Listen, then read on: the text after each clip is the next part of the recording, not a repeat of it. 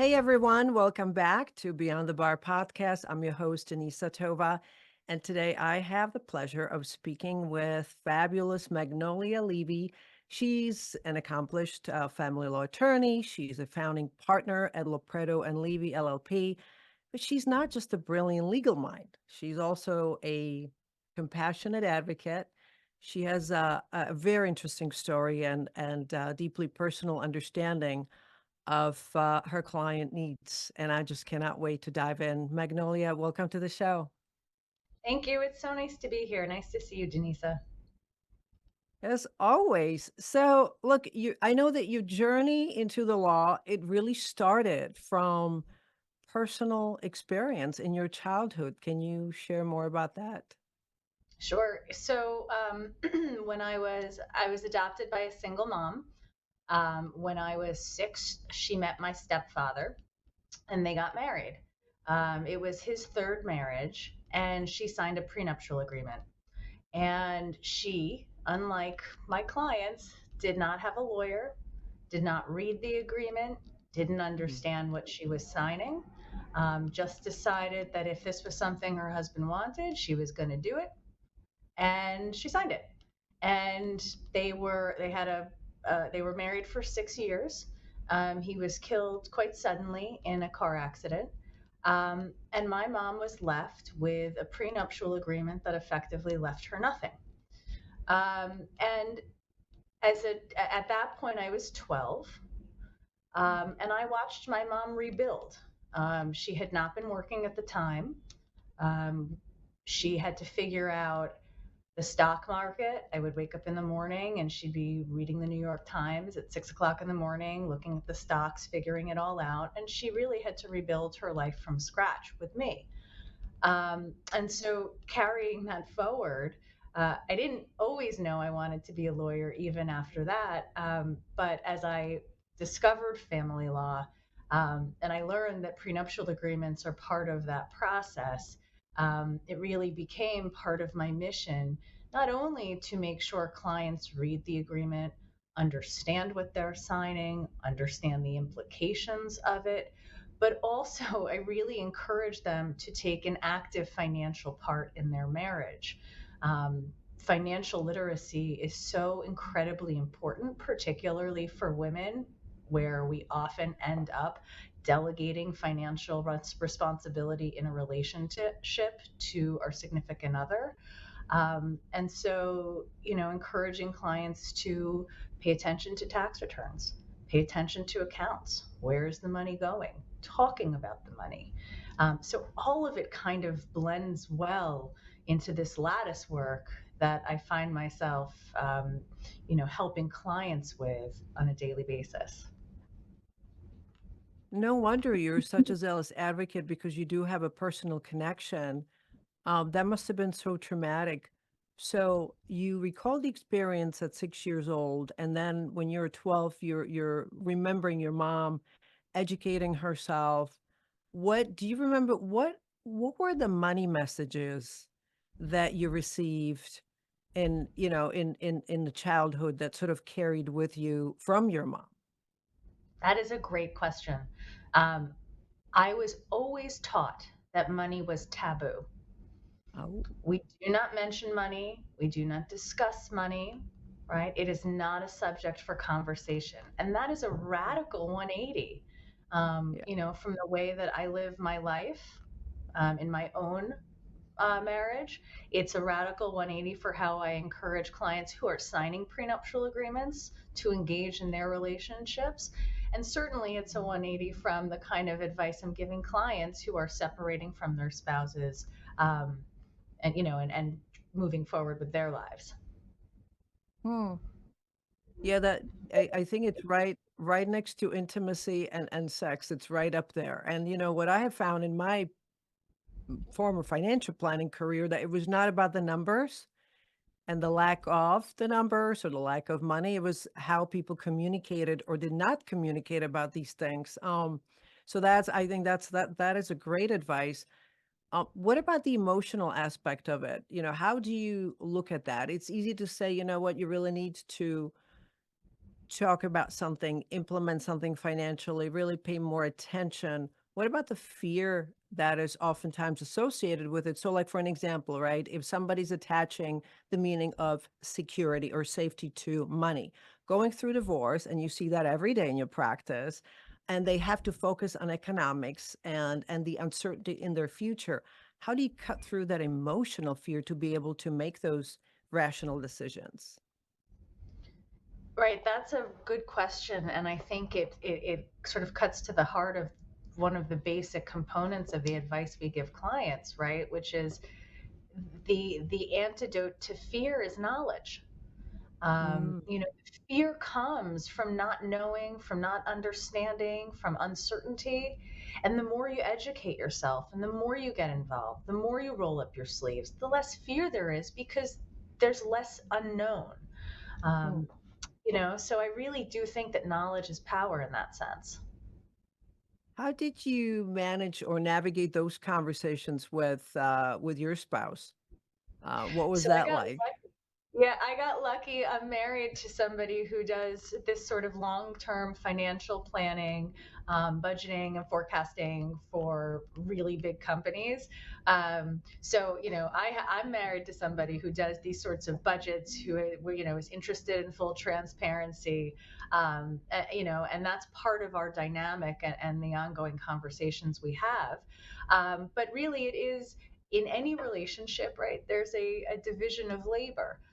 So he does take on the lion's share of, accumulating the finances, but then we sit down and discuss, and I do other things in our relationship. Um, but, it really is, I've been lucky, that I have a very open, honest, and easy to communicate with spouse. Um, but I did have some misgivings at first. And I remember one of the first conversations we had when we got married was I wanted to keep my accounts separate. This Mm, had really nothing to do with the law or a divorce. To be honest, I wanted to be able to buy a pair of Jimmy Choo shoes and not be judged for the amount of money I was spending. Um, and yeah. my husband was quite the opposite. He thought that we should have a joint account and everything should be transparent. And we ended up Mm. doing a hybrid of those sorts of things. And, he's very non judgmental now about my purchases.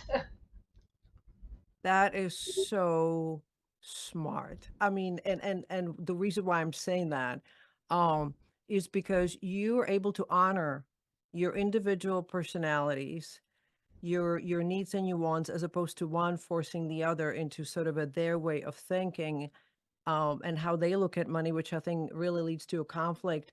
And when you could say when you mesh something, it from their perspective doesn't mean that, they do not want you to have your autonomy, your own independence, but there's just a more than one way to look at it. So the hybrid approach, what an excellent way to honor, those personalities and being able to communicate about it. It really doesn't mean anything other than, you know, here, beans in, beans out. This is basically what it is, and not attaching, any sort of values, or preferences to it.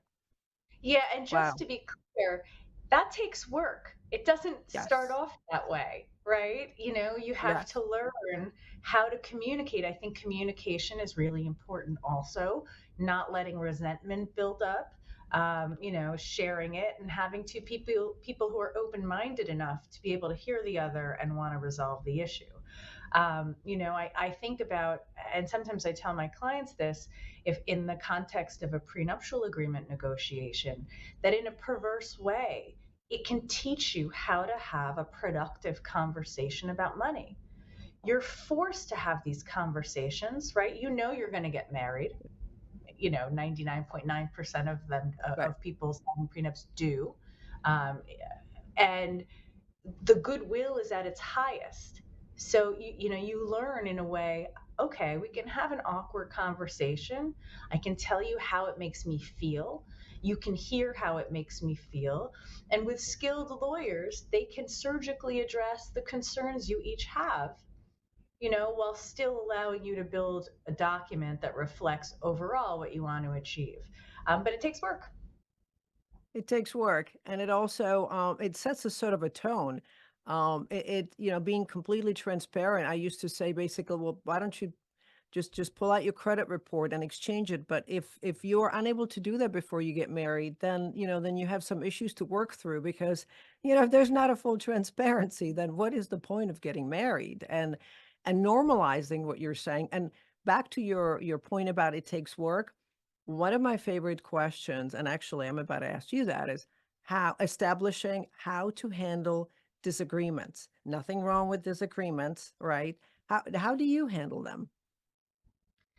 Um, I how I want to handle them, it might be a little bit different from how I actually handle them. But overall, the net effect is the same, which is, and I'm pretty articulate about how I'm feeling.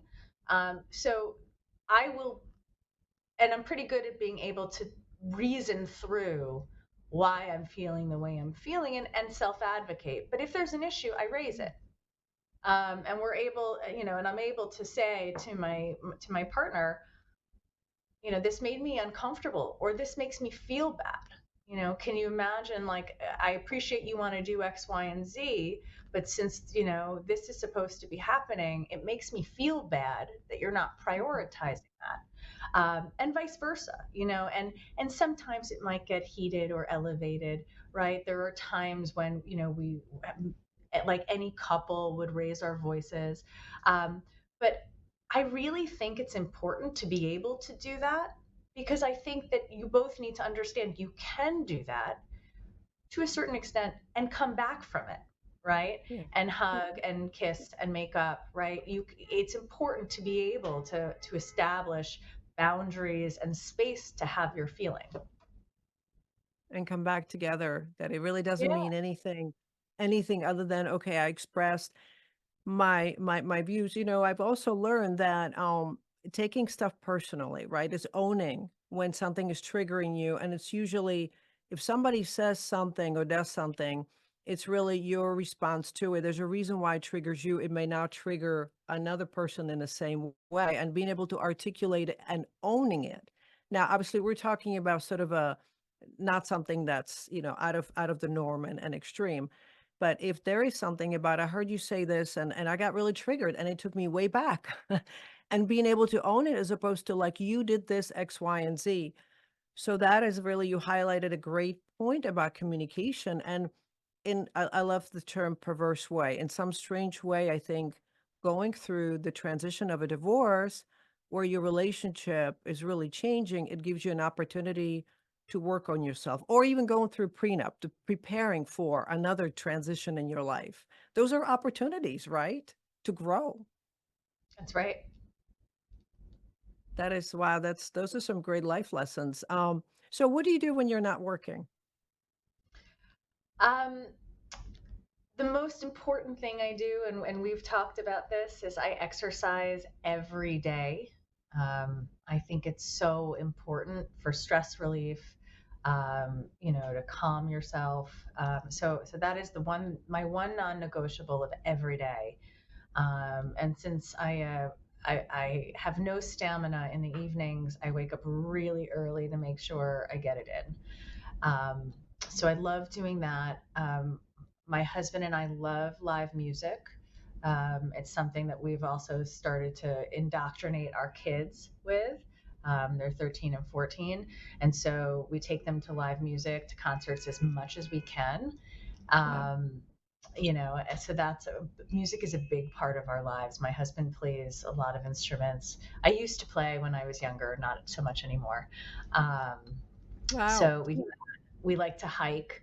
My kids go to camp up in the Adirondacks, and there are 46 high peaks. If I have it right, there are 46 peaks over 4,000 feet in elevation. And Wow. one of the goals for like the adventurous at the camp, is to get your 46er. So over the number of years that you're at the camp, to hike all 46 peaks. And so my children really want to do that. So they hike it during the summer, but we'll often take trips either at the end of the summer or in the fall to try to knock off a couple of mountains. Very active family. Wow, I love that. And I said, "Wow," a couple of times, and I truly meant it. What kind of instruments did you play? So I played the flute and the piano, but I sort of, when I went to law school, I left it by the wayside. But my husband plays the guitar, bass, drums. Wow. Yeah. Does he perform? He does in like a little neighborhood rock band. Yes.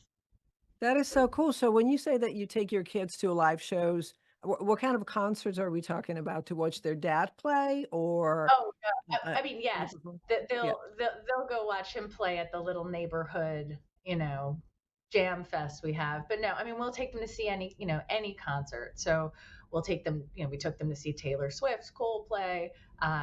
We've taken them to see the band Fish, which my husband and I really love.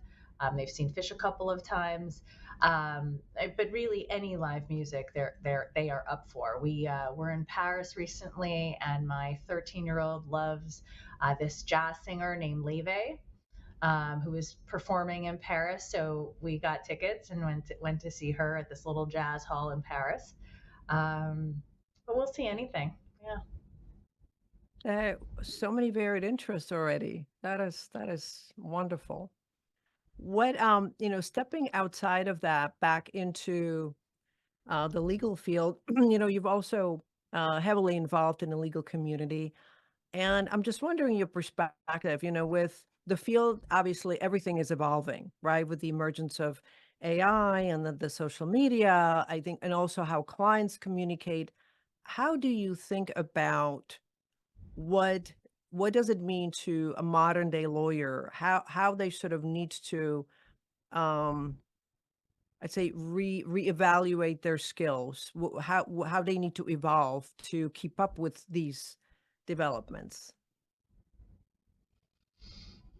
That's a good question. Do you mean in the context of social media awareness from the lawyer's perspective, from the client's Yes. perspective? Yeah, How? so, like, as a newish, well, I guess really just as a practicing attorney, there are so we have a various areas. We have the technology, right? So we have the emergence of AI, and there new developments practically daily. So that's one field, and then also, many clients, they prefer to communicate digitally, right? As opposed to meeting in person. Um, then there are some people who like to show up, they like to show up, virtually, same thing, as opposed to networking as a practitioner, sort of adapting into these new ways.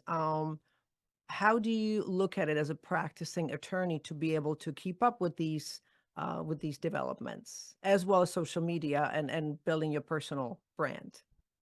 Yeah. So I think from a client perspective, the advent of Zoom and virtual meetings has opened the door to clients being able to access attorneys in a way they might not have been able to before. And what I mean by that is, I mean, it there's no transportation. Nobody's commuting to a lawyer in the middle of the day. When I started, I mean, I've been doing this for 20 years. Um, we our clients would come to our office in the middle of the day, right? We'd get in at 8:30 or 9 o'clock, and we'd leave at 7:30. And the clients were coming into our office. Well, that meant that they were leaving their jobs, they were leaving their children, their homes, right? Depending on the work that was happening, they were spending hours in our office. um, that's a pretty big time commitment. And if you think about how, the ability to Zoom or to have a virtual meeting, you can be at your kid's soccer practice theoretically, and in the Right. car and talking to your lawyer and having a meeting. It's a lot. You don't have to leave work in the middle of the day. You can find a carol to have some privacy and have a Zoom meeting or a virtual court appearance. So I really think it opens up access in a way um, that benefits clients. I think from a court perspective, while there are some instances where virtual court appearances are really appropriate, um, status conferences, perhaps. I do think that in-person court appearances can be important. It's important to have people in the room together. It's easier to make deals, meaning you have the ability to speak with lawyers in person Mhm. on the side, and so and the courts really are bringing people back. I think they're doing a pretty decent job of of hybrid. Um, from a lawyer perspective as it relates to marketing business, I mean, it's just a new platform, right? I do think virtual is not a substitute for in-person networking, right? Nothing beats being able to meet somebody for Yeah. coffee, have a drink with somebody, see them at a bar event, right? That's how relationships really start to grow. But from a marketing perspective, you have all these different platforms now on which you can sort of let the world know what you do and what you're up to. So if I'm hearing you correctly, is it gives more options. It's not necessarily that one is replacing the other and that practitioners need to embrace one over the other. You're saying it just widens the field, is what I'm hearing. Yeah, more options. Yeah. It seems like sometimes, it boils down for some people, it boils down to black and white. It's either in person or it's virtual. I will either, reject AI and some of the technology and stick to what I know. So it seems like it just basically expands the different options, and I think it's important to be mindful of all of that. Um, Yeah, the ability to part. So I do a lot of what I'll say sort of extracurricular, legal work. I was the president of the New York Women's Bar Association. I'm stepping into the presidency of Judges and Lawyers Breast Cancer Alert, co-president of mm, their lawyers division. My ability to do that really rests on much a fair amount of that work being virtual. mm, Not everything, right? There's a lot of in-person stuff, but the fact that many meetings can be virtual, whether they're board meetings or executive committee meetings, um, touching base with committee chairs. The fact that that can be virtual gives me the ability to do it. If it had to be in person, I would have to be saying no to a lot more things, which I frankly probably should start doing because I tend to say yes to, to most things. yeah. But to my point, right, it opens the door for accessibility, and lets people participate in more things. I agree with you. I really, really do. It resonates with me as well. Like this podcast, being able to really connect with people all over the world and to share their story. And it is a wonderful platform. And again, it doesn't have to be all or nothing. It's just another option. And I think it creates sort of this like a unity, and ease of communication. So last question, actually, speaking of social media, what are your conversations like with your kids about social media? Oh, this is every parent's struggle, I think, Denisa. Yeah, yeah. I don't. It's so hard. I mean, I really think in my ideal world, all the parents would band together and nobody would get cell phones until high school. But the Yeah. moment one kid gets it, then the other children start to get it, and then the pressure starts. We gave our kids phones when they were in fifth grade, in Mm, part because we got some advice from an IT teacher. And the advice was, look, when they're in elementary school, you still have an element of control over your child. mm, Once they hit middle school and they start to sort of separate, your mm, control starts to diminish, right? And every year it yeah. diminishes. So we thought maybe that would be the opportunity to do it and set rules and set guidelines. We started with they could have, oh, I'm trying to remember, I think they got no social media accounts. And then they were allowed to get a TikTok account provided we had the passwords. And then there was a campaign for Snapchat, provided we got the passwords. But I love my children, but they are clever. And the minute they get an account, they Yep. create, what do they call them? Alt accounts.